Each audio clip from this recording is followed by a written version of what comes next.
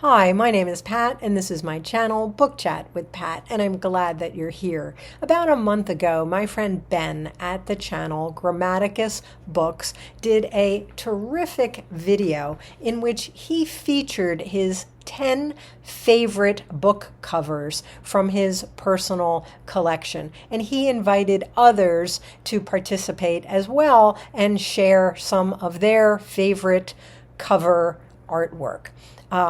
That this kind of became a tag after that invitation.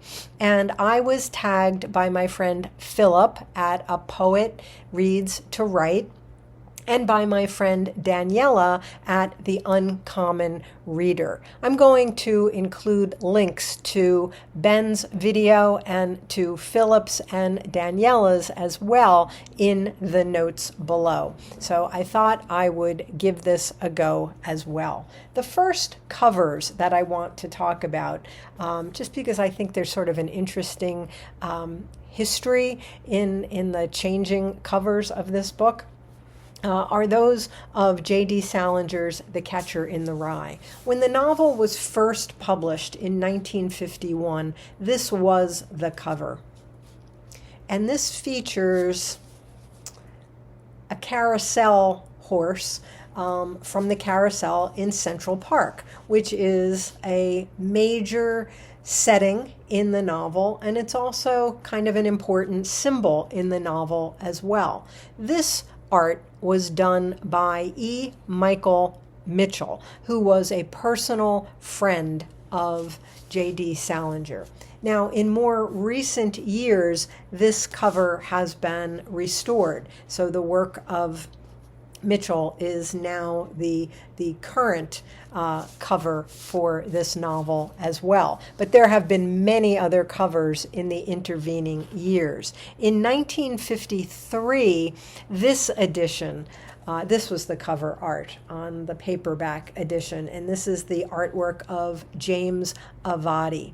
He said that Salinger was actually not happy with this cover. He didn't want Holden Caulfield to be depicted. He didn't want his image to be on the cover, and he insisted that Holden's face not be shown. So it's kind of a profile of Holden. You see the red hunting hat, the suitcase. These are two important items in the novel, but we don't see Holden's face head on. And after that, Salinger insisted that there be no images on the covers of his novels. So for many years, this was the cover of The Catcher in the Rye. It was just a plain red cover with just the yellow lettering of the title and Salinger's name. When I first read this book when I was 13 years old, this was what the cover looked like. This is not the book that I read, but this was what the cover looked like. Then after this, there was a white cover with black lettering, and that was the cover for many years. And then they more recently have gone back to the carousel horse again. But just an interesting history there in the changing covers.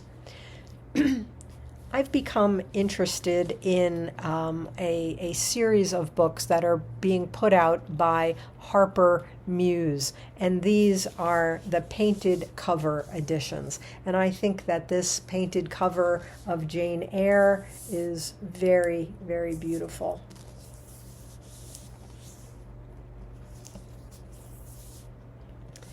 The artwork on the painted cover editions of several novels in this series is done by Laci Fowler, who is an American artist from Tennessee. when I first got home from Ireland, I know I talked on the channel about how I went from bookstore to bookstore seeing this edition of Bram Stoker's Dracula, picking it up, wanting to buy it, and then not being able to justify buying myself another edition of Dracula and putting it back down again. And this is this little upside down bat here. This edition was done by Nick Hayes, who is a British painter and printmaker. And you know, I just kept telling myself I have at least 3 other editions of Dracula at home. You can't buy this book. And then I got home, and really this book was featured in every bookstore I went into. So when I got home, I think I was convinced by many people in my comments here that I should have bought it for myself. And it's a Wordsworth Classic edition. They are very, very reasonably priced. So I ordered it for myself after I got home.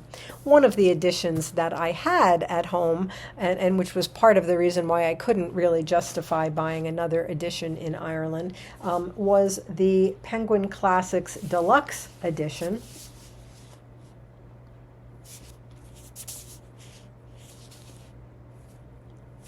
And these are really quite beautiful. The French flaps.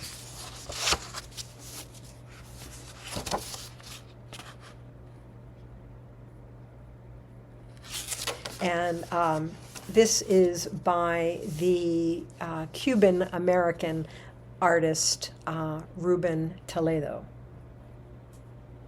So that was one of the reasons why I thought I couldn't really justify buying the upside down blue bat that I wanted so much. But now I have now I have them both, and I have at least 2 other editions that don't have as dramatic covers upstairs.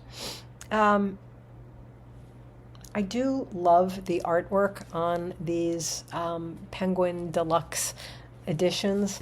Another one that I think is really wonderful is Moby Dick.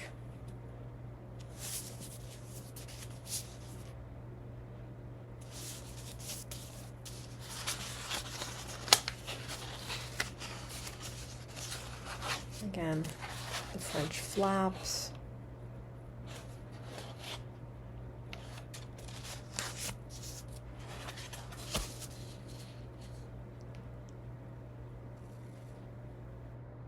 And this is the artwork of the artist known as Tony Millionaire, a cartoonist, artist. He was born Scott Richardson, but he is known as Tony Millionaire. And then another one that I have shown many times on this channel because I talked about this book ad nauseum after I read it, and that's Victor Hugo's Les Miserables.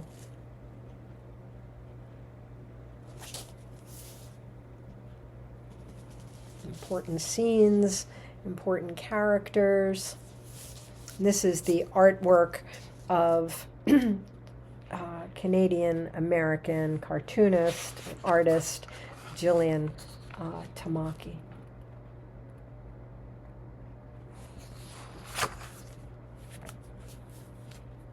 It's a very heavy book. Yeah.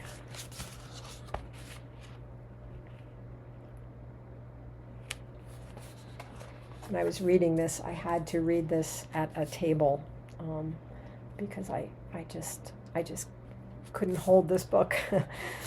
Very weighty tome.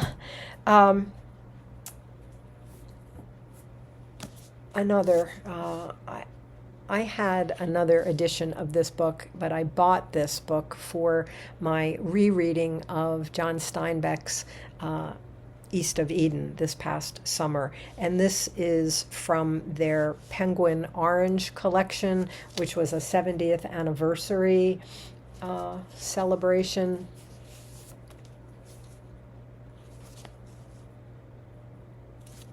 I don't think the flaps have, no artwork on the flaps. And this is the artwork of the American artist and illustrator Eric Nyquist. I thought that was very beautiful also. And then the last artist that I wanted to talk about is the artist who does the cover art for Kingfisher for the Sworn Soldier series. And this is Christina Mrozik. And she has done the artwork for all 3 of the books in this series so far. It started with What Moves the Dead.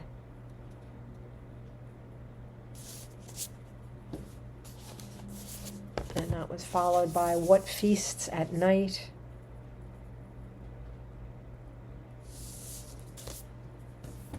And the most recent one, What Stalks the Deep. So those are some of my favorite works of cover art, at least recent ones. I thought this was a really interesting exercise, and I would like to invite anyone who is interested in cover art, to make, or you could tell me in the comments below what favorite artists you have or favorite cover art you have in your collection. And if you are watching this and you have a channel and you would like to do a version of this, I hope that you will give this a go. I'm going to name a couple of people in the notes below who I think might be interested in this exercise as well. As always, I thank you for watching. I hope that you're doing well. I'll speak with you again soon. Take care.